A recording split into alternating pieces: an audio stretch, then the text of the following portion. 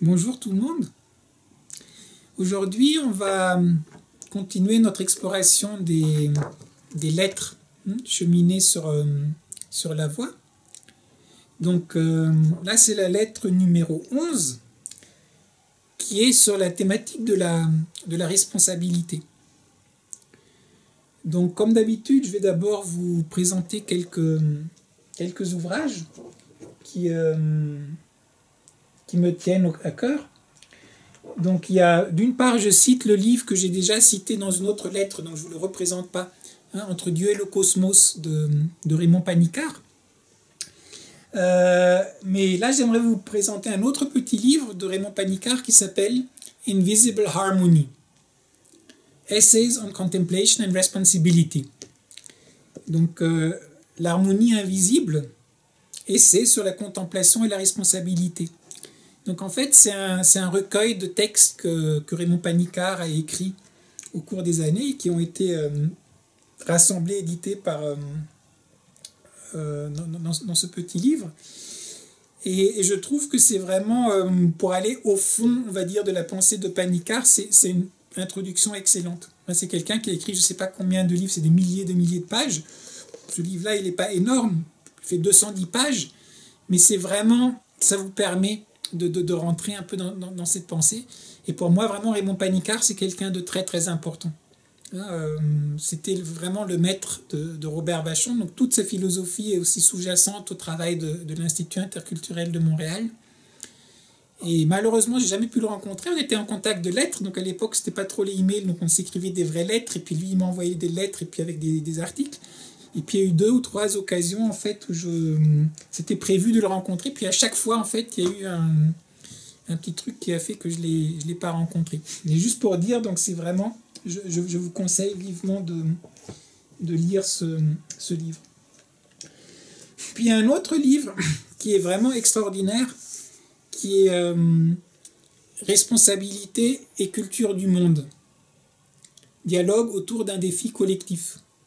C'est Edith Ciseaux qui a édité ce livre. Alors pour ceux d'entre vous qui sont plutôt anglophones, le même livre existe aussi en anglais. Responsibility and Cultures of the World. Alors c'est un ouvrage qui est intéressant dans le sens que j'ai collaboré, en fait, j'ai fait un des chapitres. C'était suite à un travail de l'Alliance pour un monde responsable et solidaire. Une alliance, en fait, une initiative lancée par la Fondation Charles-Léopold May, la FPH, et qui, quand elle a créé cette alliance, donc pour travailler pour un monde plus responsable et plus solidaire, a lancé une plateforme qui est devenue après une charte des responsabilités humaines. Et quand ils ont écrit cette charte, ils l'ont fait traduire dans une 50aine de langues, je crois, en chinois, en hindi, en espagnol, plein de langues. Et là, ils se sont rendus compte que c'était pas si facile que ça, parce que des mots, nous, on pense responsable, solidaire, on pense savoir ce que c'est, mais quel sens ça a dans une autre culture ? Quel est le mot approprié? À quoi ça renvoie? Est-ce que ça existe même dans la même compréhension que chez nous? Et donc, en fait, la Fondation a demandé à Edith Ciseaux de travailler là-dessus. Donc, on avait fait un premier livre qui s'appelait « Ce que les mots ne disent pas ». Donc, on a pris les mots de la charte et puis on a essayé de voir pour un Chinois, qu'est-ce que ça veut dire? Comment il traduirait ça? Un Indien, qu'est-ce que ça voudrait dire? Un Africain, qu'est-ce que ça voudrait dire? Un Européen, un Américain, etc. Et puis on a continué à faire ce travail, donc par rapport vraiment à la notion de responsabilité. Et c'était vraiment une très belle dynamique de dialogue. On s'était rencontrés pendant une semaine sur l'île de Naxos, en Grèce. Et ça suit tout un travail de préparation, en fait, par Internet, par d'échanges de textes, etc. Et puis on a vraiment eu ces dialogues en vrai, pour essayer de mutuellement nous faire comprendre ce que responsabilité, ce que nous, Français, on dit en français responsabilité, mais qu'est-ce que ça signifie? Déjà pour un anglophone, ou alors pour un germanophone, ou alors pour un chinois, ou un hindiphone. Et donc c'est vraiment, je vous conseille vivement de jeter un coup d'œil. Et puis le dernier, C'est voilà, alors je fais parfois un peu la publicité pour mes propres travaux. Donc c'est un livre que j'ai fait, donc c'est Oser le plurivers pour une globalisation interculturelle et responsable. Hein, comment est-ce qu'on fait pour vivre ensemble de manière responsable? Et en fait, le petit texte que je vous ai extrait par rapport à la lettre, donc avec l'histoire de Saint Christophe, il est repris aussi dans un des chapitres du livre. Et la question, c'est responsabilité, c'est pas uniquement individuel, mais collectivement. Comment est-ce qu'on prend nos responsabilités? Hein, par rapport à tous ces enjeux, je vous avais montré une autre fois le gros livre que j'avais édité sur traduire nos responsabilités planétaires. Là, comment on fait de nos jours? Hein, une des manières dont on parle, hein, c'est développement durable, qui quelque part qui est un peu une idée de prendre nos responsabilités, que le développement, il ne s'agit pas uniquement de faire de la croissance, mais qu'il faut réfléchir à, oui, mais socialement, comment on vit ensemble, écologiquement, qu'est-ce qu'on fait avec la nature. Puis on a rajouté même d'autres aspects dans le développement durable plus tard, donc qui est d'une part le côté culturel et les cultures. Alors est-ce qu'il faut tous les faire disparaître ou est-ce qu'il y a un sens pour les cultures? Puis les institutions, hein, comment avoir des institutions qui jouent bien leur rôle. Donc voilà, donc si vous voulez, donc c'est très vaste, mais pour reprendre les termes de Raymond Panicard, je crois qu'un des enjeux pour nous, c'est de s'ouvrir à une responsabilité cosmothéandrique. Hein, vous vous rappelez, avec les 3 niveaux, hein, donc le niveau humain, le niveau cosmique, on va dire, et puis le niveau au-delà. Et c'est pour ça que dans un cheminement, un véritable cheminement intérieur, et ça on va en parler aujourd'hui, il y a bien sûr la question de comment est-ce que je chemine, comment est-ce que je suis responsable par rapport à mon cheminement, mais responsable, c'est responsabilité, respondere. Donc c'est forcément aussi répondre aux autres, répondre aux défis, répondre à l'environnement. Donc on n'est pas dans un truc, vous ne pouvez pas être responsable comme ça. C'est toujours par rapport à ces différentes dimensions. Et donc le support dans la lettre, pour nous faire réfléchir, c'est l'histoire de Saint Christophe. Alors j'aimerais juste vous la résumer parce que certains peut-être l'ont pas lu, puis surtout les gens qui nous voient peut-être sur YouTube, vous connaissez peut-être pas l'histoire et puis vous avez peut-être pas lu la lettre. Et surtout c'est une histoire, c'est une légende qui me tient beaucoup à cœur puisque c'est mon nom. Alors, forcément j'ai beaucoup médité cette histoire de Saint Christophe et qui est très très belle parce que d'une part c'est un cheminement. Saint Christophe aussi, comme vous allez le voir, il chemine sur sa voie, hein, et puis il chemine pas mal, et puis il s'égare, on va dire, un peu en cours de route avant de trouver ce qu'il cherche. Mais ce que je trouve très beau dans son cheminement, c'est que c'est un cheminement qui souligne aussi la responsabilité. Puisqu'à chaque fois, c'est lui qui fait des choix, hein, par rapport à comment il va cheminer, dans quelle direction il va aller. Puis à chaque fois, il assume la conséquence des choix qu'il a pris.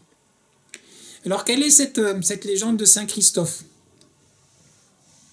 Vous connaissez probablement, enfin surtout les germanophones, on connaît beaucoup, pratiquement dans chaque voiture, il y a un petit médaillon de Saint Christophe, hein, parce que c'est le patron des voyageurs, donc il protège les voyageurs. Puis les jardiniers, hein, c'est aussi le saint des jardiniers. Mais quelle est son histoire? Donc on raconte qu'il y a bien longtemps, vivait un géant, grand et fort, et que ce géant avait une obsession, on va dire, ou un idéal, c'est qu'il voulait à tout prix servir le Seigneur le plus puissant du monde. Donc il se met à la recherche, et donc il va de royaume en royaume, à la recherche du Seigneur le plus puissant. Et puis un jour, finalement, il arrive à la cour, à l'époque, vraiment du Seigneur qui à l'époque était le plus puissant. Il se présente et il dit, voilà, j'aimerais me mettre au service du Seigneur le plus puissant. Est-ce que vous me prendriez à votre service? Et là, le Seigneur, il est heureux. Enfin, le gars fort, costaud, grand, etc. Il s'est dit, un type comme ça, on en a bien besoin. Donc avec grand plaisir, tu peux te mettre à mon service. Et pendant des années, le géant travaille pour ce Seigneur. Et un jour, ils font une excursion. Et la nuit commence à tomber, ils ne sont pas encore arrivés à leur château. Et là, le géant suggère, donc ils sont sur un certain chemin, et le géant dit, bah, ce serait pas mieux de couper à travers la forêt, hein, comme ça on arriverait plus rapidement. Et là, le Seigneur dit, non, non, oula, là, la forêt, elle est hantée, hein, il y a le diable qui habite là-dedans, il faut, on évite, on va pas aller dans la forêt. Et donc là, le géant dit, mais ah bon? Mais donc si vous avez peur là, du diable, c'est qu'il est plus puissant que vous. Ah oui, il est plus puissant que moi. Ah bah dans ce cas, je suis désolé. Hein, le deal, c'était que je travaille pour le Seigneur le plus puissant. Donc permettez-moi de quitter mon service avec vous et puis de chercher le diable. Alors le Seigneur, bon, il est d'accord, hein, il est honnête, donc il dit oui, ok. Et donc le géant part et il va chercher le diable. Et puis il ne le trouve pas pendant tout un temps. Puis un jour, il rencontre des chevaliers vraiment féroces. Puis surtout, il y a un chevalier tout habillé de noir. Et puis il y a une puissance là qui se dégage. Et donc le géant regarde, il se dit, mais est-ce que par hasard, vous ne seriez pas peut-être le diable, hein, parce que je cherche le diable. Puis le diable dit, oui, c'est moi, pourquoi est-ce que tu me cherches? Et il dit, bah, écoutez, je vous cherche parce que je veux me mettre au service du Seigneur le plus puissant de ce monde, et puis on m'a dit que c'était vous, c'était le diable. Alors le diable dit, ah bah, on vous a bien informé, vous êtes bien à la bonne adresse, donc avec plaisir, vous pouvez travailler pour moi. Et pareil, il est content d'avoir un gaillard comme ça, très fort et motivé pour travailler. Et donc, à nouveau, pendant tout un temps, en fait, le géant travaille avec le diable.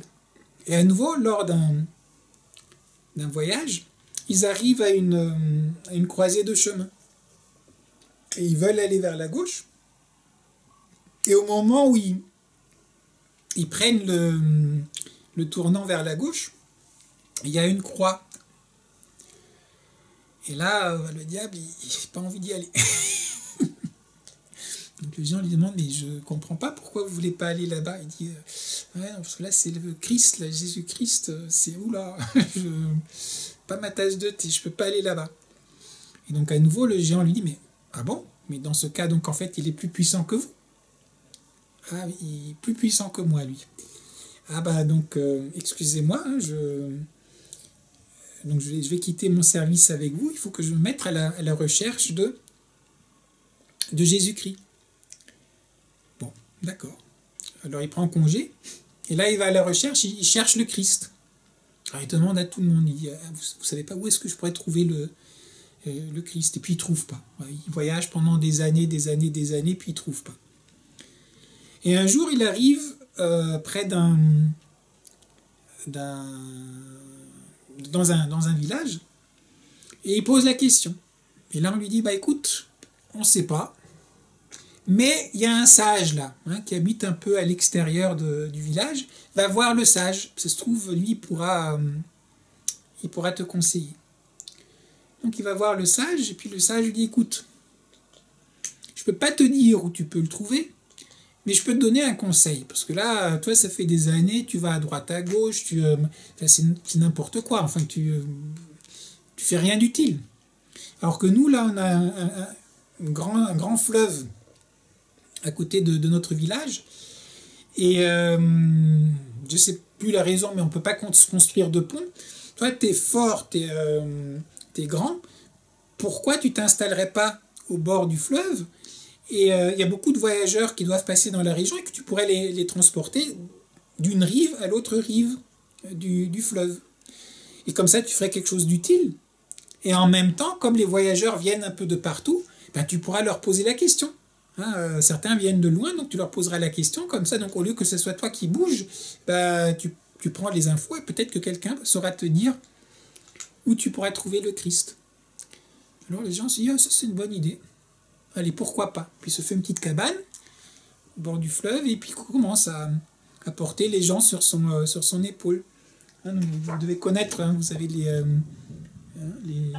voilà, avec le grand bâton, et donc il prend les gens sur son épaule. Et pendant des années, il fait ce travail hein, de porter les gens d'une rive à l'autre. Puis un jour, il dort, c'est déjà la nuit, et tout d'un coup, il entend frapper à la porte.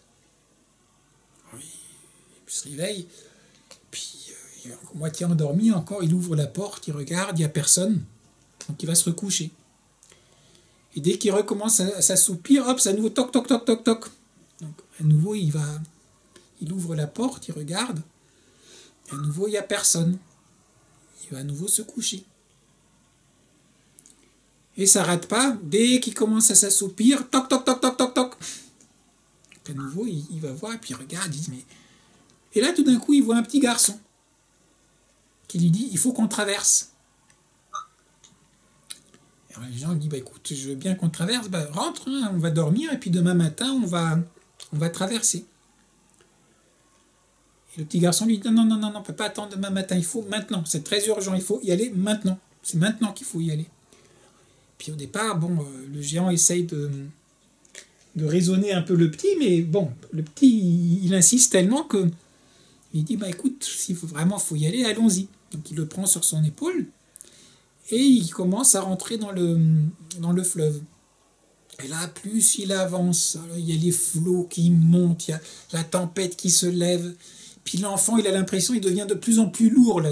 Plus il avance, quand il arrive à la moitié du fleuve, il a l'impression qu'il n'en peut plus. Enfin, c'est terrible. Et puis il pense que tous les deux, ils vont mourir, en fait. Il se dit que c'était vraiment la mauvaise idée là, de faire cette traversée en pleine nuit. Et finalement, il ne sait pas trop comment il arrive de l'autre côté. Et là, il pose donc l'enfant au sol.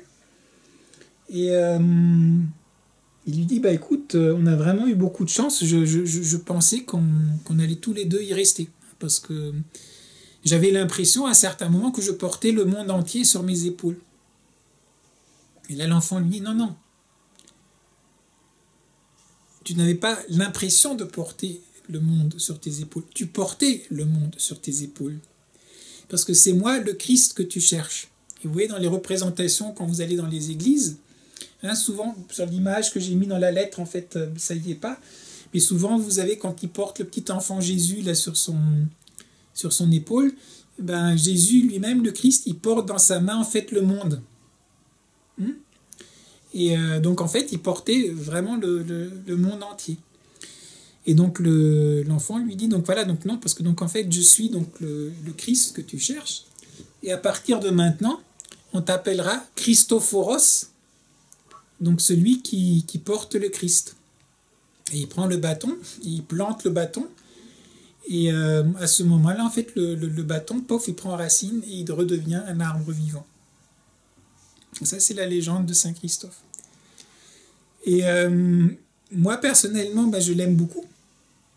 Parce que, déjà, juste l'image qu'on a à chaque fois, c'est quelque part, quand on parle de responsabilité, souvent on pense à un fardeau qu'on porte. Hein, je porte la responsabilité, enfin, j'assume la responsabilité. Donc on a un peu cette idée, il faut porter la responsabilité.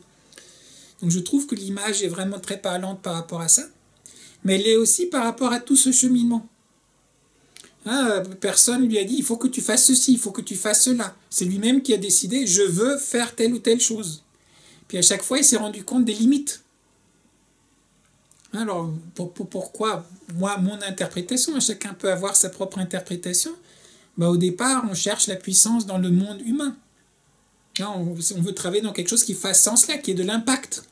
Donc on travaille là-dessus, ça c'est le premier Seigneur. Puis après, on commence à se rendre compte qu'il y a autre chose. Il n'y a pas que le monde visible. On va dire, c'est plus vaste que ça. On commence à découvrir cette dimension-là, mais avec peut-être encore cette idée de puissance. C'est la puissance qui est importante. Et puissance, pas forcément d'ailleurs, c'est pas mauvais. Hein. C'est puissance, on a parlé tout à l'heure de Aum, la création, la puissance de pouvoir créer, c'est une belle chose. Mais le problème, c'est que le diable, c'est quoi ? Il y a ça avec les tentations, hein, les 3 tentations de Jésus après le désert. C'est je peux te donner la puissance là, sur tout le monde. Oui, mais c'est la puissance. Donc, c'est moi. Moi, je deviens fort. Moi, je deviens puissant. Etc. Donc à un certain moment, on se dit, oui, mais il y a une autre manière de travailler. C'est on se met au service des autres. Et ça, c'est la troisième recherche. Donc là, à nouveau, on est dans le monde plus vaste, mais au lieu d'essayer de le maîtriser, de devenir le seigneur de tout ça, on devient le servant de tout ça. Et donc là, en fait, au départ, à nouveau, la quête, on cherche. Et puis le sage lui dit, quelque part, c'est ce qu'il lui dit. Au lieu d'aller chercher ta puissance, là, va servir les gens. Et en les servant, il tombe sur le petit enfant. Et en même temps, c'est le rôle du passeur. L'autre racine dans responsabilité, vous avez le respondere, le répondre. Donc pour moi, ça renvoie à l'idée de dialogue. Et donc chaque voyageur qui passe, il arrive avec ses graines, on dialogue avec lui. Et en même temps, on échange. On raconte aux voyageurs ce que d'autres voyageurs nous ont raconté. Donc on passe, on fait un passeur entre les mondes des voyageurs qui viennent. Et puis symboliquement, il y a le passage d'une rive à l'autre. Dans l'église orthodoxe, Saint Christophe est représenté parfois avec une tête de chien.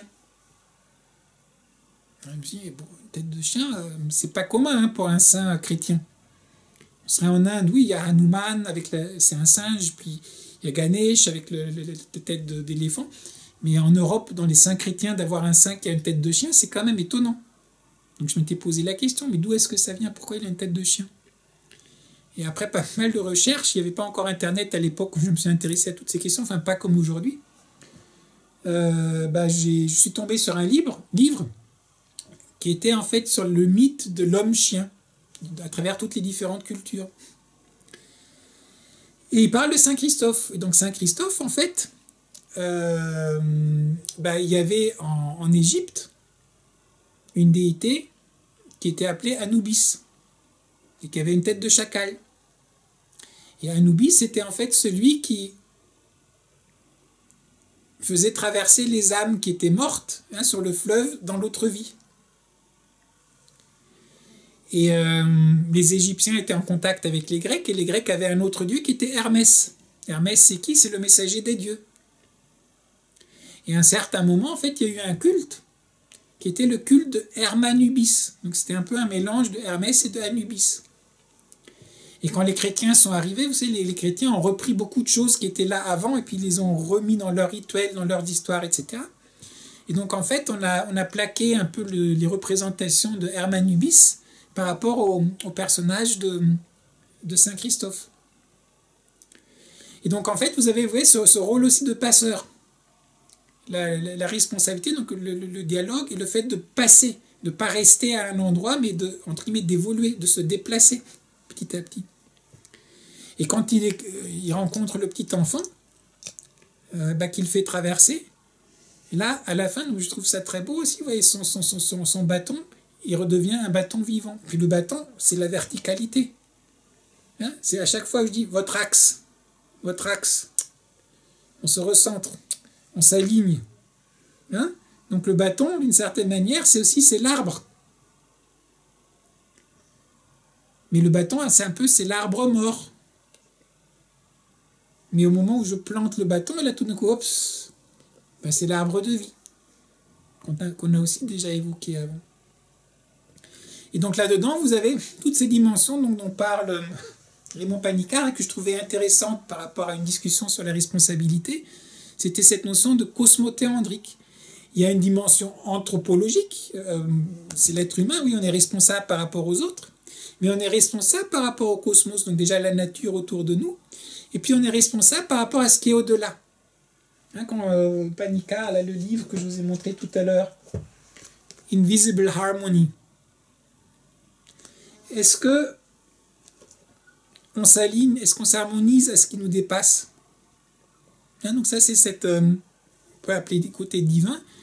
Si il n'y a pas le côté divin, il y a le mystère, mais aussi comment est-ce qu'on s'aligne par rapport à ça. Donc voilà, donc je trouve que c'est une très très belle histoire, une très profonde histoire, et bon là on a juste partagé certaines idées de ce qu'il pourrait y avoir là-dedans, mais je la trouve très belle comme point de départ par rapport à notre question qui nous intéresse, qui est la responsabilité par rapport à celui qui chemine. Hein, puisque toute la thématique des lettres, c'est cheminer sur la voie. Alors comment est-ce qu'on chemine? Et qu'est-ce que ça implique de cheminer? Alors qu'est-ce que vous en pensez?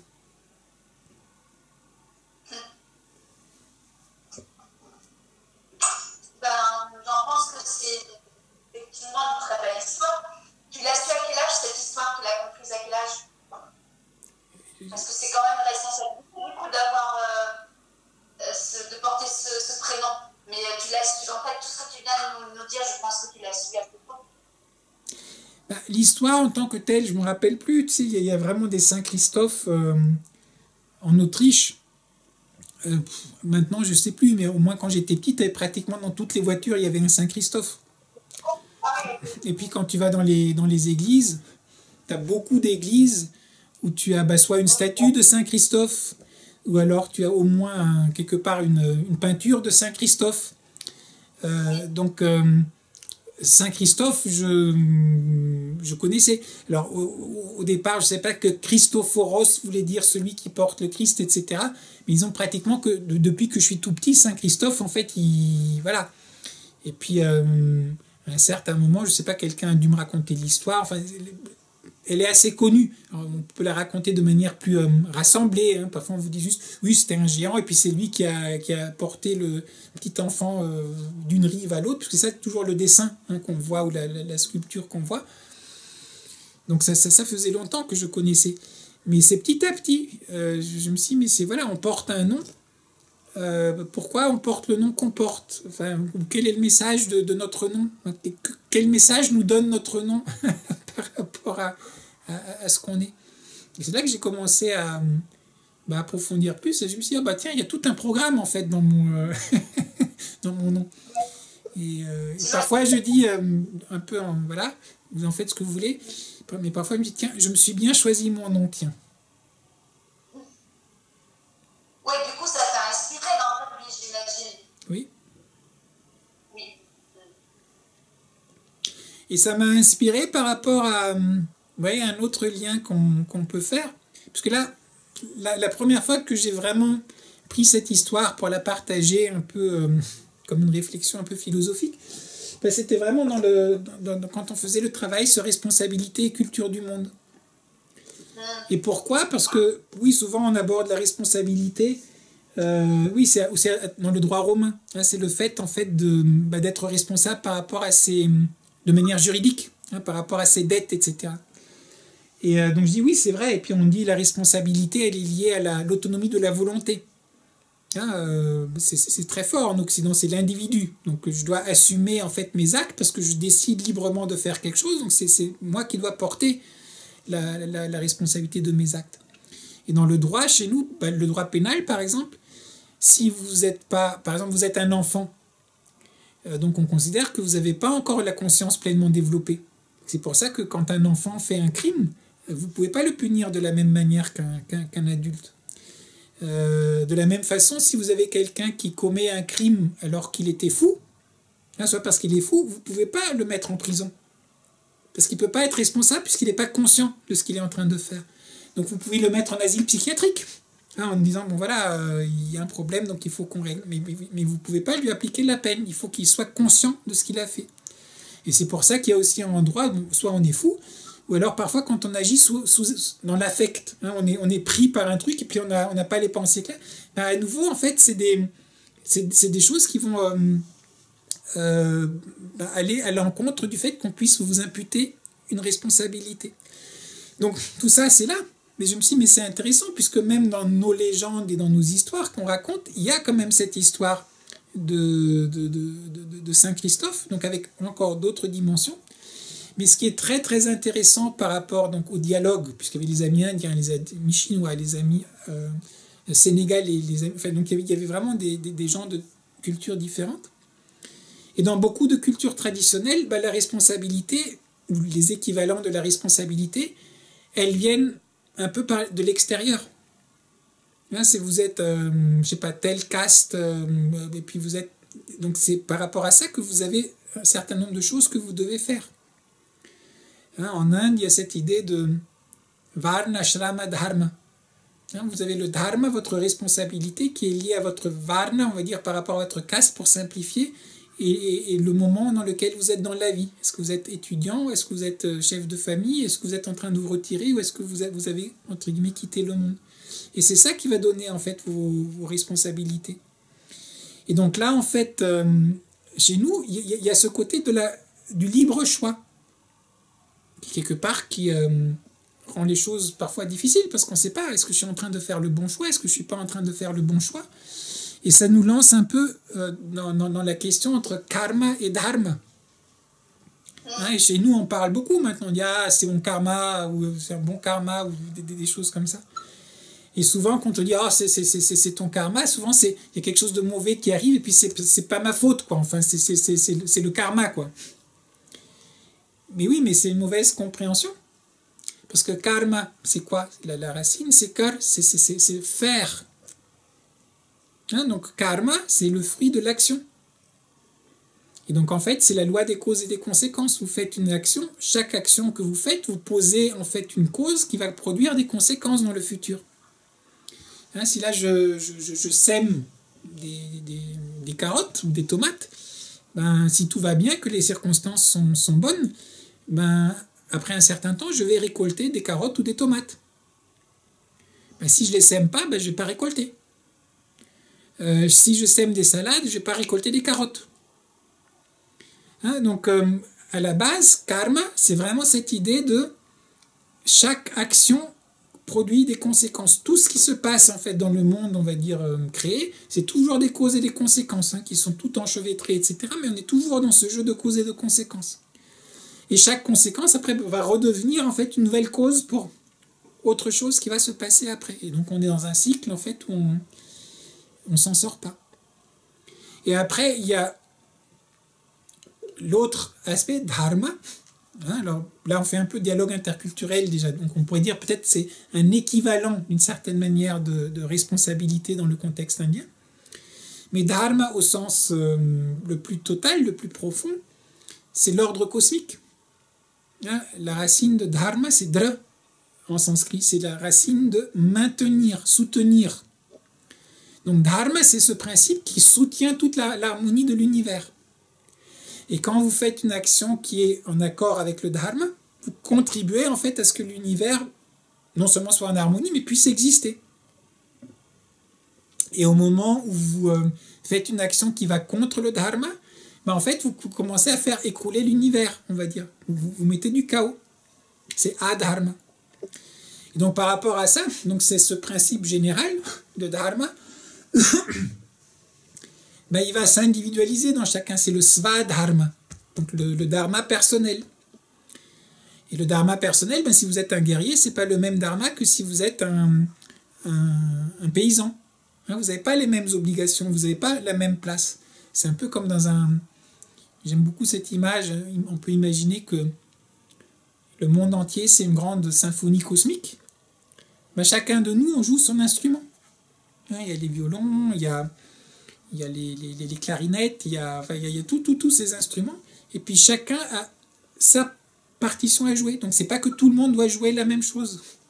C'est dans l'ensemble que chacun doit jouer ce qui est approprié par rapport à sa place.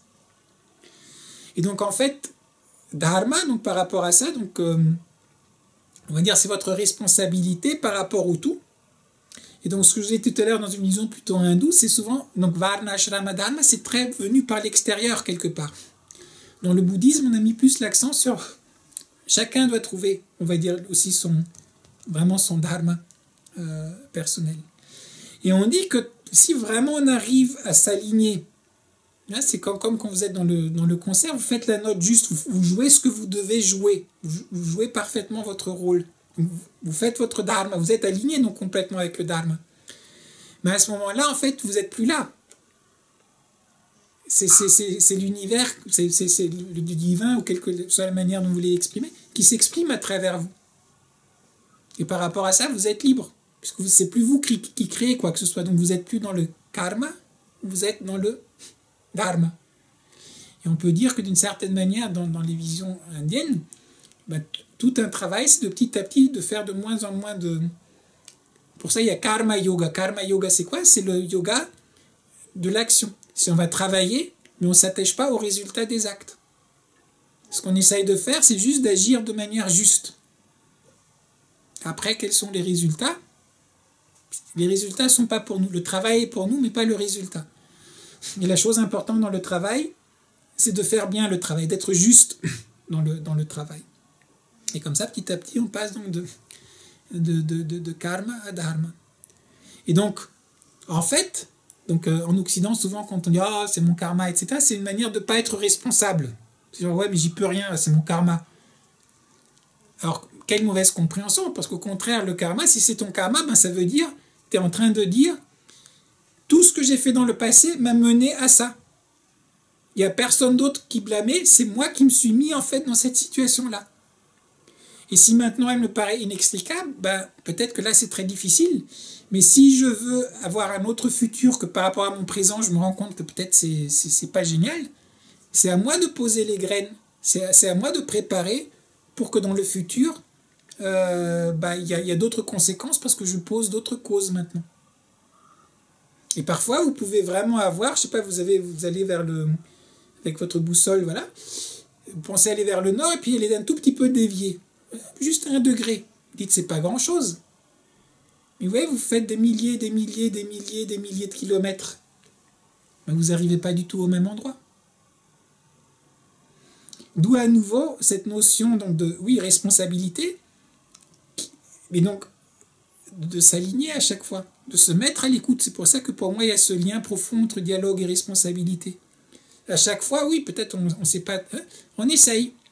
Apparemment, ça fait longtemps que j'ai lu, donc je me rappelle malheureusement plus de l'étymologie exacte, parce que je ne parle pas hébreu, mais apparemment le mot en hébreu pour dire le péché, c'est en fait, c'est étymologiquement ce qui n'atteint pas son but. En anglais, je me rappelle, that which misses the mark. Donc c'est ce qui est à côté du but. Donc en fait, quand vous faites quelque chose qui ne fait pas ce que ça doit faire, entre guillemets, vous créez du déchet autour. Hein, vous voulez avoir chaud, donc vous allumez un feu, mais si la qualité du bois n'est pas bonne, vous avez beaucoup de fumée, etc. Vous avez beaucoup de pollution autour. Alors que si vous faites quelque chose c'est exact, entre guillemets, l'acte, il s'épuise en lui-même. Il n'y a pas de choses autour qui sont créées. Donc c'est juste pour dire, donc voilà, karma, ouais, c'est fondamentalement la responsabilité. Et dans tout cheminement véritable, vous voulez vous connaître vous-même, si vous ne prenez pas responsabilité d'agir, ben vous allez tout le temps passer votre vie à réagir. Il y a des choses qui sont autour de vous et puis vous réagissez par rapport à ce qui se passe. Mais vous ne pouvez jamais aller en profondeur. Et le cheminement commence au moment où c'est vous qui commencez à agir. Vous dites, ok, déjà je vois, mais il y a un espace, j'ai une capacité de choisir. Il faut déjà se rendre compte de ça. Parfois, on ne se rend pas compte qu'on peut choisir. Ah, je peux dire non.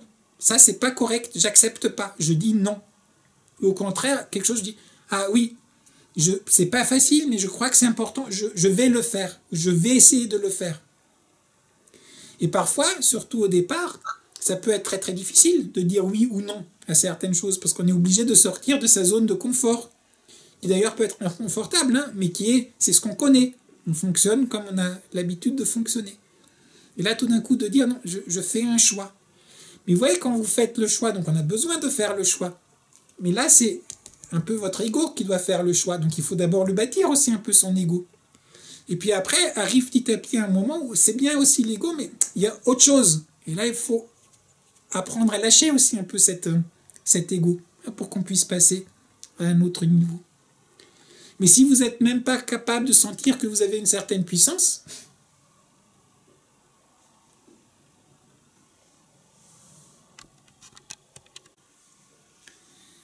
donc si vous vous rendez compte que vous avez une certaine puissance, là vous pouvez agir. Mais dans votre vie, si vous n'avez jamais fait l'expérience pour vous-même que vous avez même une puissance d'agir, vous ne pouvez même pas commencer à cheminer puisque vous avez l'impression que rien ne dépend de vous. Et donc, en fait, vraiment, le sens de la responsabilité, il commence à vraiment se développer au moment où vous prenez conscience du fait que vous pouvez être acteur. Et ça, c'est très, très important, en fait, de développer ça.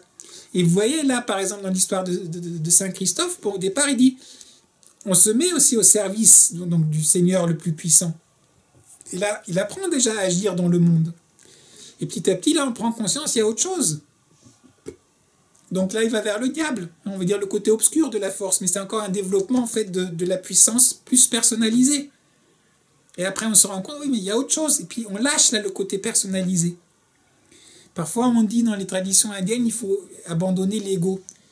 Mais oui, mais pour l'abandonner, il faut en avoir un. Et même quand on dit abandonner, oui, après, la personnalité... je ne sais pas si on a parlé déjà dans une lettre avant ou si ça va venir dans une autre lettre, mais Omra Mikhail Ivanov qui fait la différence entre la personnalité et l'individualité. On a tous ces deux parties en nous. Ce qui est important, c'est qu'on ne devient pas esclave de sa personnalité, mais qu'on mette la personnalité au service de quelque chose qui est plus vaste et plus large. Là, c'est magnifique, si les choses sont à leur place. Mais donc voilà, donc ça me paraît important. Donc, en fait, pourquoi donc l'histoire, je l'ai partagée au départ, c'était aussi un peu pour dire, voilà, dans certaines cultures, c'est vraiment c'est les relations sociales, c'est les ancêtres, c'est tout ça qui nous donne en fait un certain nombre d'obligations, alors soit sociales ou même cosmiques, naturelles ou divines. Et dans la tradition occidentale, là surtout celle qui est humaniste, c'est la liberté de choix. Je veux dire, en tant qu'être humain, vous avez le choix. Mais si tu as le choix, tu assumes ton choix. Tu peux pas dire, j'ai fait ça parce que la tradition est comme ça. Non.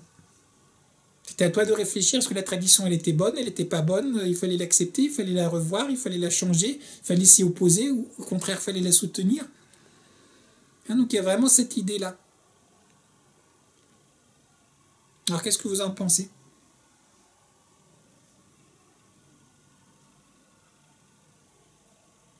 Oui, justement, moi j'en pensais par rapport à justement ce que tu disais là. Quand tu dis la responsabilité, alors effectivement, selon les cultures, par exemple chez les Chinois, quand ils disent laisser la voie naturelle se faire, c'est pour nous, alors est-ce que c'est bien responsable en fait de laisser faire comme ça en fait? N'oubliez pas non plus quelque chose. Tu vois, là, on est en train de prendre... Bon, tu prends un aspect de Tao Te Ching. On a parlé, Tao Te Ching, c'est la voie et sa vertu. C'est le classique de la voie et de sa vertu. Maintenant, quand vous regardez la pratique taoïste, puis ça s'inscrit dans le contexte taoïste, ça commence aussi par toute une pratique sur les qualités, sur l'humilité, sur la compassion, sur toutes ces choses-là. Donc à nouveau, quand on est en train de dire, c'est pour ça, vous voyez, je suis vraiment content qu'on ait un peu cette occasion d'échanger et puis même de filmer un peu, parce que c'est vrai que parfois je parle, mais puis parfois on entend et puis ça ressort, mais là on peut peut-être même re-regarder parfois. C'est les contextes. Quand on dit un proverbe ou quelque chose comme ça, mais quel est le contexte?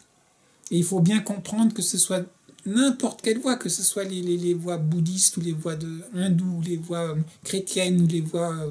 quelles que soient les voies qui existent, vous avez toujours tout un cadre. Et dans ce cadre, il y a toujours l'importance déjà de cultiver certaines attitudes et d'essayer de contrôler d'autres attitudes. C'est ce qu'on a parlé la dernière fois, Panchayama et Niyama, par exemple, dans le yoga. Les 5 qualités de base qu'il faut réfréner un peu, puis qu'il faut soutenir. Quand vous regardez, il y avait une très très chouette histoire là, de Kalo Rinpoche, vous parliez la dernière fois, le livre, La voie du Bouddha. et il raconte une petite histoire. C'est un disciple qui arrive pas trop à pratiquer. Il va voir son maître, il dit mais comment est-ce que je peux progresser? Et le maître lui dit écoute, ce que tu vas faire, c'est que à chaque fois que tu fais une mauvaise chose, tu prends en fait des pierres noires et blanches, et à chaque fois que tu fais une mauvaise chose, tu mets la pierre sur noire. Hein, et puis à chaque fois que tu fais une bonne chose, tu mets une pierre blanche. Donc tu fais 2 tas. Et donc la personne, elle commence. Alors quand elle commence à le faire, déjà vous voyez, le maître en fait, il est en train de lui dire sois attentif. Hein, tant que vous n'êtes pas attentif, vous ne savez même pas je fais quelque chose de bien ou pas, vous ne savez pas, vous réagissez comme ça, vous n'êtes pas conscient de ce que vous faites. Donc en fait, il doit être conscient. Et donc l'histoire raconte que au départ, il y avait une grosse, un gros tas de pierres noires et puis il n'y avait pas beaucoup de pierres blanches. Et puis petit à petit, au fil du temps, il y avait un tas un peu égal des deux côtés, avec des pierres noires et des pierres blanches. Et puis petit à petit, il y avait pratiquement plus de pierres noires et il y avait pratiquement que des pierres blanches. Mais donc tout ça, il faut travailler sur ces choses-là. Et après, quand vous avez commencé à faire tout ce travail-là, hein, dans le tradition bouddhiste, on va parler une perspective par rapport au tibétain, c'est Hinayana, Mahayana, Vajrayana ou Tantrayana. Hinayana, c'est la voie étroite.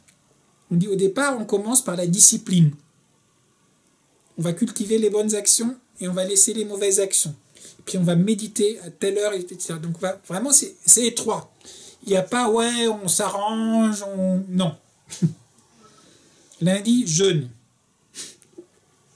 On ne discute pas. 5h à 6h le soir, méditation. On ne discute pas. Un mensonge, non. On ne dit pas de mensonge, non. Le moustique, non, tu ne le tues pas, non. Hein, c'est vraiment, c'est très étroit comme porte. Et il faut commencer par ça. Et donc à un certain moment, même si forcément la personne qui vous encourage, vous accompagne, n'est pas là avec un bâton à vous taper dessus, mais disons dans l'attitude, c'est quand même, il faut être plus très... on se donne un cadre et puis on essaye de respecter ce cadre. Et puis petit à petit, quand on commence à faire ça, donc là on commence déjà à agir. On aurait envie d'aller au cinéma et puis non, j'ai méditation. Puis il y a le copain ou la copine qui appelle, écoute, t'as envie de prendre un petit café? Non, là je peux pas, voilà. Je jeûne aujourd'hui, je peux pas. Donc en fait, déjà on est obligé en fait d'être conscient et puis de faire un choix, de dire non, là non. Voilà. Mais après, petit à petit, quand vous faites ça pendant un certain temps, ça met de l'ordre aussi à l'intérieur de vous-même. Hein, donc petit à petit, les choses, ça crée un espace, en créant un peu d'ordre. C'est comme votre chambre, c'est le bordel. C'est un peu encombré. Si vous rangez votre chambre, tout d'un coup, il y a de l'espace dedans. Hein, c'est plus spacieux. À l'intérieur, c'est la même chose. Donc au moment où vous commencez en fait petit à petit à ouvrir cet espace, vous allez vous rendre compte que il y en a d'autres qui vont peut-être pas bien. Et donc, au lieu d'être la tête dans le guidon par rapport à vous-même, vous commencez à plus vous rendre compte de ce qui se passe autour de vous. Et donc, va commencer le Mahayana, la voie, la grande voie, la voie ouverte. Où il faut travailler avec les autres. Puisqu'il ne s'agit pas, vous, de devenir un illuminé ou quoi que ce soit, tout le monde doit pouvoir être heureux. Donc, comment est-ce qu'on peut aider les autres à être heureux? Mais alors là, comment travailler si vous avez votre voisin qui a vraiment besoin de vous, justement entre 5h et 6h lors de votre moment de méditation? Vous allez le laisser crever? Parce qu'il faut méditer maintenant?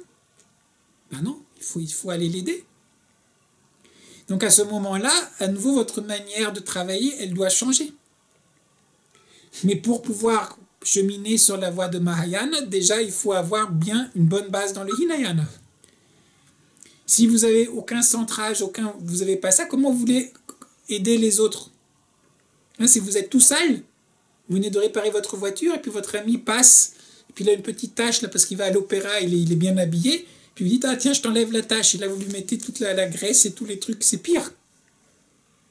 Donc si vous voulez commencer à pouvoir travailler avec les autres, il faut déjà avoir fait aussi un peu ce travail, déjà de se mettre un peu en ordre soi-même. Donc la première responsabilité, d'une certaine manière, elle est déjà par rapport à vous-même. Et puis quand elle est là, après petit à petit, votre responsabilité, vous pouvez l'étendre de plus en plus autour de vous. Mais donc la manière de cheminer, vous voyez, elle change. Et après, une fois que vous faites beaucoup ça, vous développez cette responsabilité, cette compassion, ben, quelque part, vous, dans une vision bouddhiste, vous êtes quand même quelqu'un qui pratique. Hein, là, vous êtes un bodhisattva qui va travailler pour les autres, mais c'est toujours pour acquérir l'éveil, quelque part. Et là, vous dites, mais oui, mais acquérir l'éveil, mais l'éveil, l'illumination, ça n'a une valeur que si c'est quelque chose qui n'est pas créé. Si c'est un état qui est créé comme n'importe quel état, ben donc il est transitoire. Donc je vais être éveillé pendant un certain temps et puis je ne le suis plus. Donc en fait, c'est à quoi ça sert? Enfin, où est l'intérêt? Il y a une belle représentation, bon là je ne l'ai pas avec moi ici, mais de la roue de la vie. Hein, j'ai fait une autre vidéo sur YouTube, c'était une conférence, où j'ai parlé le message du Bouddha, hein, où je retrace un peu le bouddhisme, puis j'ai mis même les photos aussi. Il y a aussi la photo de la roue de la vie. Mais donc il y a les différents mondes, et tous les êtres, donc dans le samsara, on tourne dans tous ces différents mondes. Mais de manière sous-jacente, c'est ce qu'on parlait tout à l'heure quand on a parlé des mantras, par rapport au pranayama, il y a l'espace sous-jacent. Il est toujours là. Donc cette liberté fondamentale, elle est toujours là. Donc même à ce moment précis, elle est là. Le problème, c'est qu'on n'en est pas conscient, parce qu'on a mis tellement de voiles, etc., qu'on n'arrive pas à être conscient de cet état. Et donc là vient après la vision de Tantrayana ou de Vajrayana, qui est de dire, mais non, en fait, c'est pas qu'il faut atteindre le nirvana. Le nirvana, il est déjà là. Le samsara, c'est le nirvana. Chaque son que j'entends, c'est une manifestation de la réalité pure et parfaite. Chaque chose que je vois, c'est une manifestation parfaite de la réalité. Donc tout est bon. Il n'y a pas des choses qui sont bonnes ou mauvaises. Il n'y a pas un bon karma, il y a un mauvais karma. Il y a juste ce qui est. D'une certaine manière, on passe du karma au dharma. C'est juste ce qui doit se passer, doit se passer. Et donc, si un maître, par exemple, de sabre, ça c'était une grande question que je me suis posée pendant des années, comment est-ce qu'un maître de sabre, qui est aussi maître spirituel, comment est-ce qu'il peut même juste envisager l'idée que tu puisses couper un adversaire en deux? Tu peux pas, tendez l'autre joue. Et après, petit à petit, je me suis beaucoup posé ces questions. Et pourquoi est-ce que j'aime les arts martiaux? Je me suis dit, oui, mais quelle est l'action juste à un moment donné? Alors, juste si on veut intellectualiser la chose, vous avez un méchant là, avec son sabre qui est en train, je sais pas, de tuer les pauvres paysans et d'aller violer les gens, etc. Vous dites arrêtez, arrêtez, puis il n'arrête pas. Puis il se rue sur vous. Et peut-être qu'à un moment donné, la seule chose que vous pouvez faire, vous le coupez en deux. Alors, on peut dire c'est méchant, c'est bon, mais si vous êtes par rapport vraiment bien centré, vous faites juste ce que vous avez à faire. Mais vous vous rendez bien compte à quel point c'est dangereux de dire ça.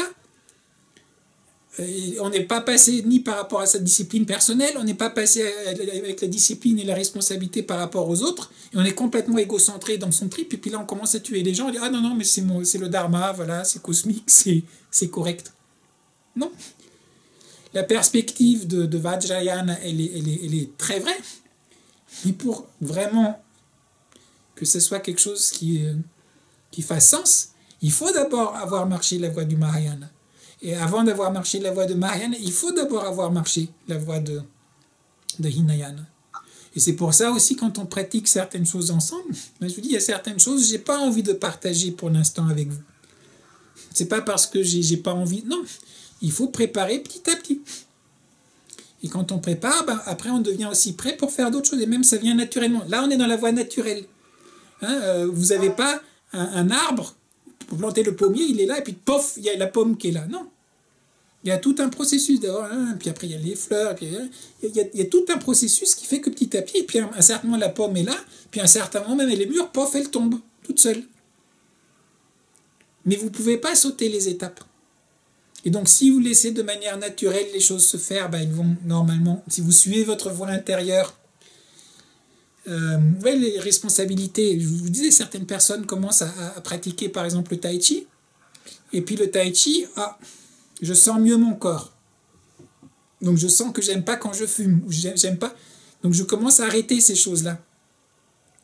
Mais donc en fait, c'est de manière naturelle, vous êtes mis à l'écoute, répondez, vous avez une réponse en vous mettant à l'écoute. Et cette réponse vous a dit, peut-être il y a des choses à changer. Et là, vous avez accepté de changer. Dire, ok, j'arrête ceci. Je mets ceci. Je dors pas assez. Allez, je me mets 1 heure de dormir de plus. Hein, si on a la possibilité de se la mettre. Donc on fait des changements comme ça. Donc en fait, le cheminement, à un certain niveau, il est naturel. Mais fait partie du naturel aussi le fait que justement, on a une conscience qui nous permet de faire des choix. Et d'assumer ses choix. Et puis parfois aussi, quand on fait des conneries, de dire, oui, j'ai déconné, j'ai fait ça, qu'est-ce que j'en apprends? Et je ne sais pas de dire, c'est les autres. Au moins dans l'attitude, qu'est-ce que je peux apprendre? Et même si peut-être on s'imagine, c'est quand même les autres, etc., dire, oui, mais d'accord, mais quand même, qu'est-ce que ma part là-dedans, c'est quoi? Et c'est là que petit à petit, entre guillemets, on devient un adulte aussi. Là, c'est pas, oui, mais papa m'a dit, la maîtresse m'a dit, non, c'est, moi, voilà, c'est comme ça. C'est moi qui décide de faire quelque chose et c'est moi qui décide d'assumer les conséquences. Et la question intéressante que ça soulève par rapport à ça, c'est quand est-ce qu'il faut être enfant et quand est-ce qu'il faut être adulte. Hein, quand, par exemple, on va apprendre certaines choses, je sais pas, je vais aller apprendre la guitare ou quelque chose comme ça, je connais pas grand-chose en musique, vaut mieux que mon attitude soit une attitude d'enfant par rapport à mon prof. Si mon prof me dit regarde, joue comme ça, etc. Et puis je dis écoute, non, mais qu'est-ce que tu me dis là? Moi je suis professeur de théorie du droit et d'anthropologie, etc. T'as rien à me dire, c'est moi qui sais, etc. Il va dire ouais, mais bon, c'est la musique que tu vas apprendre. Si tu veux pas, tu veux pas. Hein. Mais et par contre, quand je suis en train de donner, je sais pas, mon cours d'anthropologie du droit, quelque chose comme ça, et que là il y a mes étudiants. Là, il ne faut pas que je leur dise, écoutez, alors qu'est-ce que vous pensez, vous? On peut avoir un dialogue, mais je veux dire, mais je ne peux pas être dans l'attitude. Alors, c'est quoi l'anthropologie du droit pour vous? Et puis, il raconte n'importe quoi. Il dit, ah oui. Et puis, tu as ton doute et tu dis, oulala. Non, là, tu dois être l'adulte. À nouveau, on peut écouter, mais il faut être l'adulte. Donc, quand est-ce qu'on est enfant? Quand est-ce qu'on est adulte? Sur quoi? Donc, vous voyez, la responsabilité, c'est tout ça. Ça va très, très, très, très loin.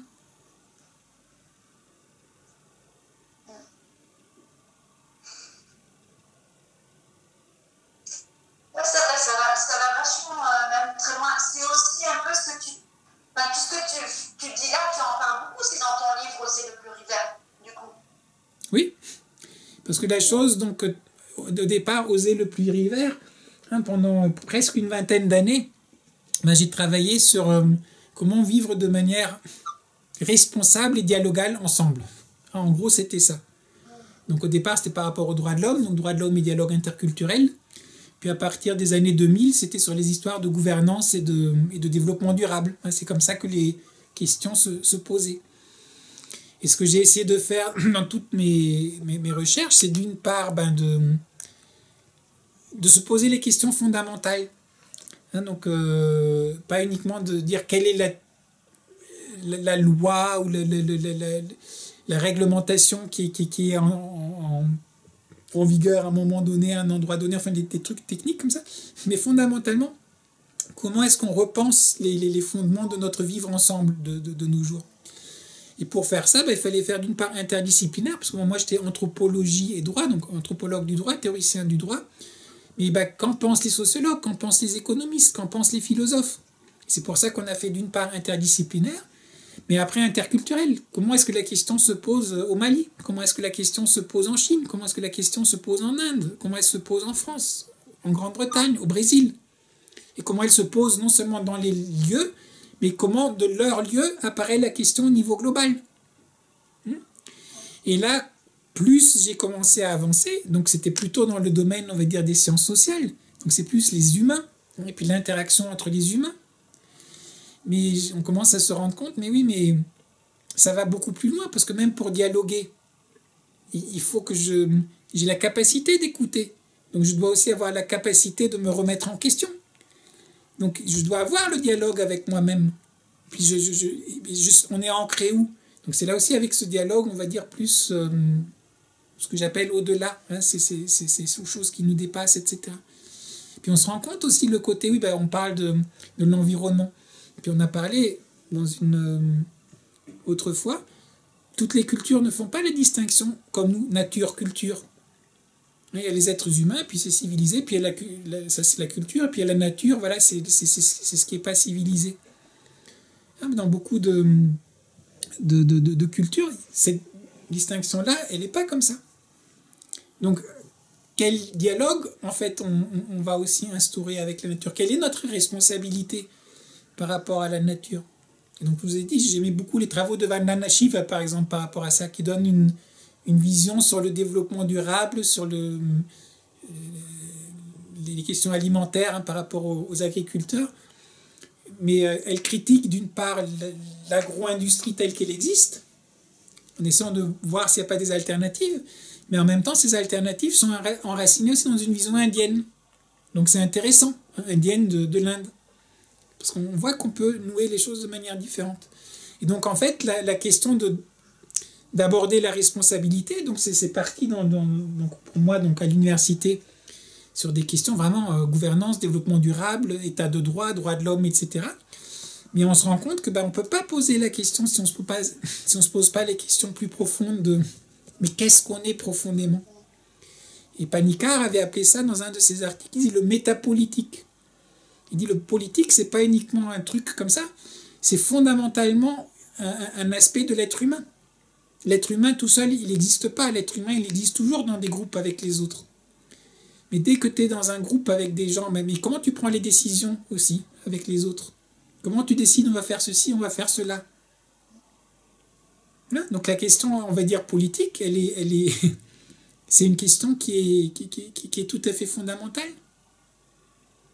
Et après, comment est-ce qu'on transmet des choses qui nous paraissent importantes et comment est-ce qu'on change parfois quand on se dit, là peut-être ça va pas.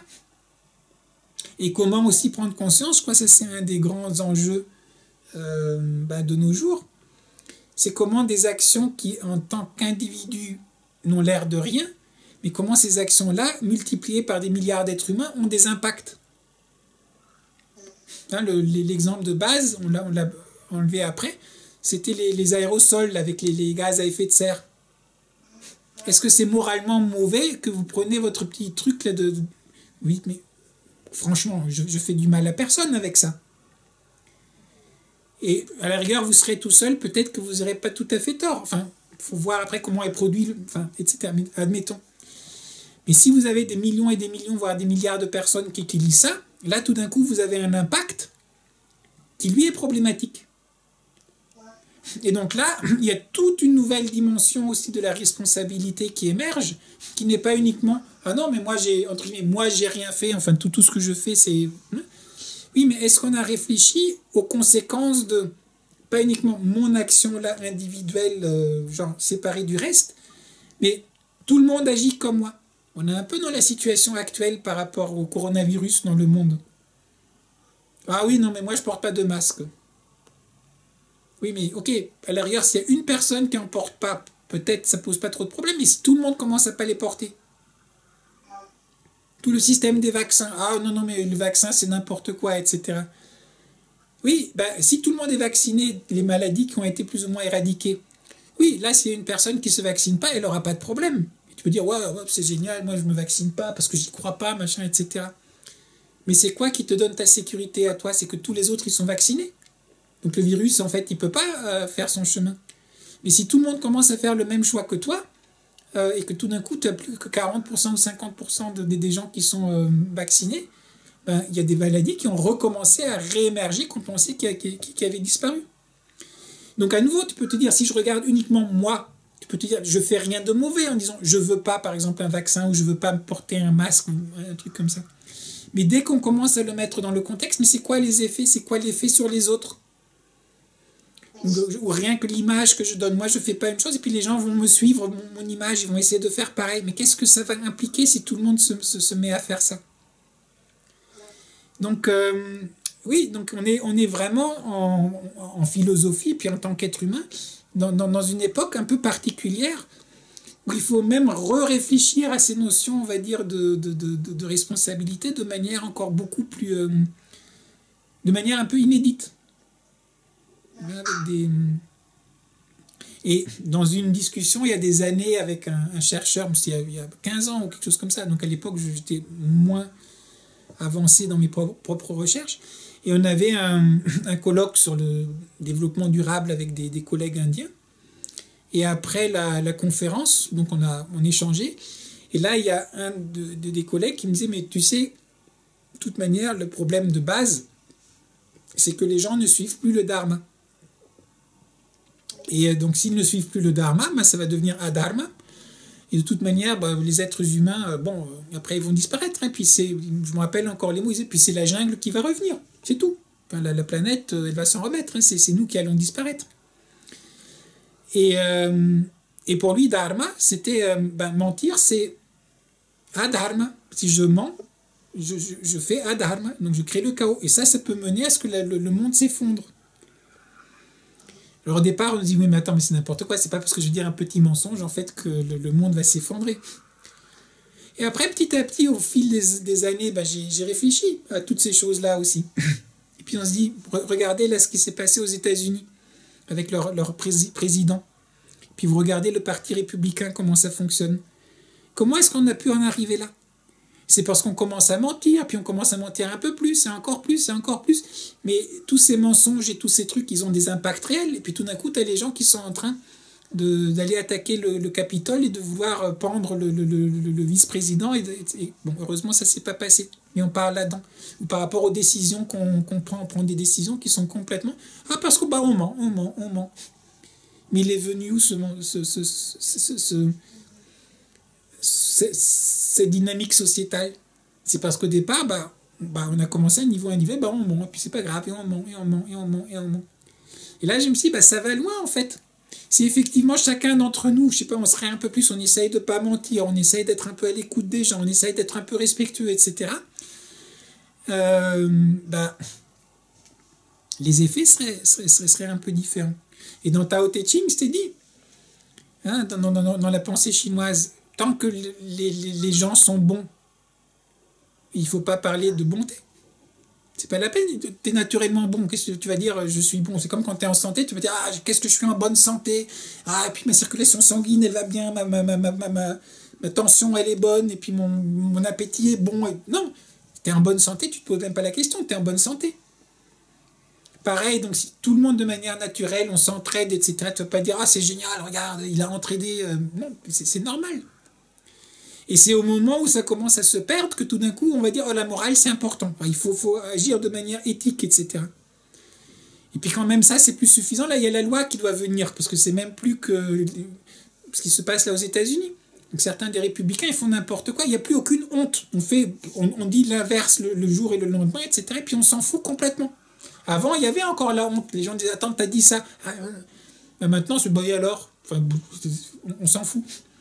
Donc là, maintenant, le dernier truc, c'est, tu mets la loi. Tu dis, bon, ok, mais là, si tu dis, devant le tribunal, et tu vas en prison, tu payes des dommages et intérêts, ou ce genre de choses. Ce qui est en train de se passer là, hein, certains qui sont assignés en justice pour 1,3 milliard de dollars, là, par rapport aux mensonges qu'ils ont. Tout d'un coup, tu dis, il y a quand même des effets quelque part. Mais la loi, par exemple, c'est le dernier pis-aller. Donc, dans une société qui serait bonne, il faudrait... meilleure, l'éthique est suffisante. Dans une société encore meilleure, même l'éthique, on n'a pas besoin. Naturellement, les gens se comportent très bien. Et donc, toutes ces notions-là, juste pour vous dire qu'au départ, alors je ne sais même pas si la personne avec laquelle j'avais parlé en Inde avait réfléchi à tout ça de manière aussi... voilà. Mais je me suis dit, ça va très loin. Et donc, quand on dit responsabilité, la responsabilité, elle est aussi dans les toutes petites choses. Comment est-ce qu'on aborde là, les gens, la nature, dans notre vie quotidienne? Et si, consciemment, on commence à agir donc, de manière plus harmonieuse par rapport à ça, ça a son impact. Et je dirais que par rapport à notre cheminement, c'est une chose qui est très, très importante.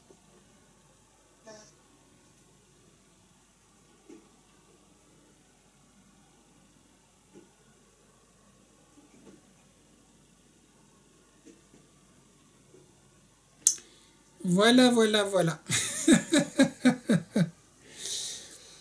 Et j'aime bien, et Monica, elle fait toujours l'écoute. Et les autres, là, j'ai l'impression ils aiment bien respirer, etc. Mais il y en a pas mal. J'ai l'impression ils aiment bien regarder la vidéo après. Mais d'un coup, de philosopher un peu trop, ça chauffe un peu trop les neurones.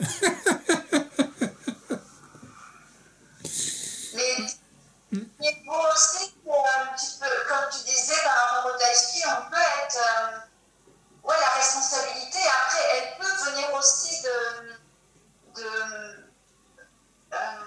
comment, de l'hygiène de vie qu'on se donne. Tu vois, par exemple, le fait de pratiquer du tai chi, après, tout découle, tout peut découler de ça aussi. Oui. Tu vois? Enfin, certaines personnes, enfin, moi, voilà, je n'ai pas fait d'études, de pouvoir, de choses comme toi, où tu as été très long, mais c'est vrai que je vois ce que tu veux dire. En fait, il y a un noyau, il y a quelque chose, il y a quelque chose qui se met en place de tout ça. Et ça tourne autour et effectivement, ça ne suit pas. Il y a des choses qui ne peuvent pas suivre avec la pratique. Ou même en yoga, hein, pareil, entre dharma, enfin, je ne sais pas comment ils expliquent ça, mais c'est vrai, quand tu pratiques quelque chose tous les jours où il y a besoin d'une hygiène de vie, c'est vrai. Oui, il y a des choses qui se mettent en place. Et c'est ça la responsabilité. Et c'est la raison pour laquelle je vous disais, alors je suis quelqu'un qui trouve que les universités sont très précieuses et vraiment, c'est des lieux que je trouve qui sont précieux et qu'il faut vraiment essayer de garder. Et qu'il faut essayer de garder aussi dans un esprit humaniste et non pas de gestion de plus en plus technique et managériale. Mais le problème qu'il y a parfois, une des dérives qu'il peut y avoir dans l'université, c'est qu'il y a trop de... Bah oui, c'est pour réfléchir. Mais donc parfois, ça devient de l'intellectualisation qui commence à être déconnectée par rapport à comment est-ce qu'on incarne ce dont on parle.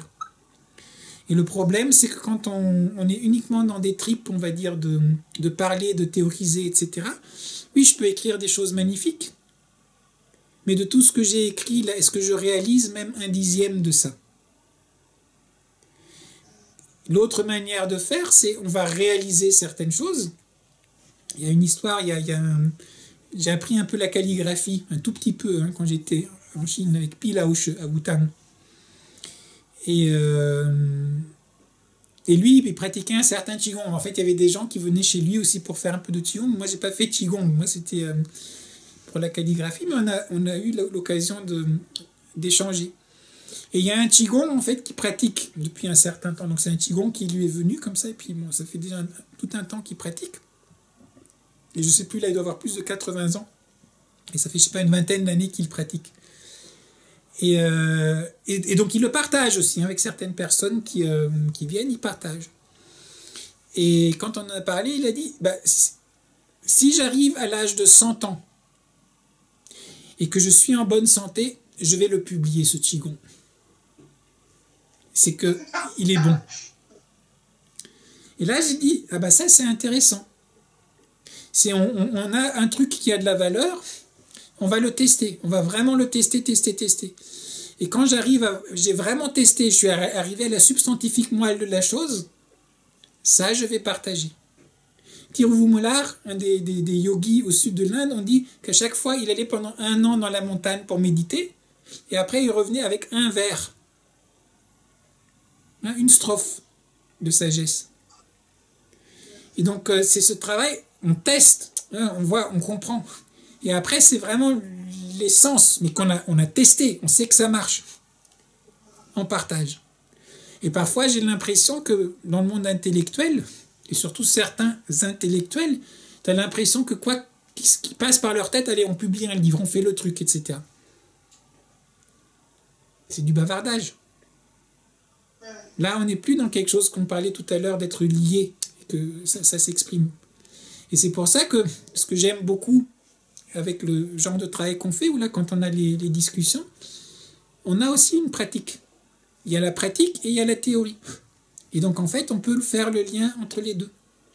Et là, je trouve que c'est une manière magnifique de travailler, parce que des choses qui peuvent paraître très abstraites, ben là, on les vit. Donc, quand on parle, lui, l'agir, le non-agir, etc. Mais quand vous avez pratiqué le tai chi, etc., mais vous commencez à comprendre ce que ça signifie.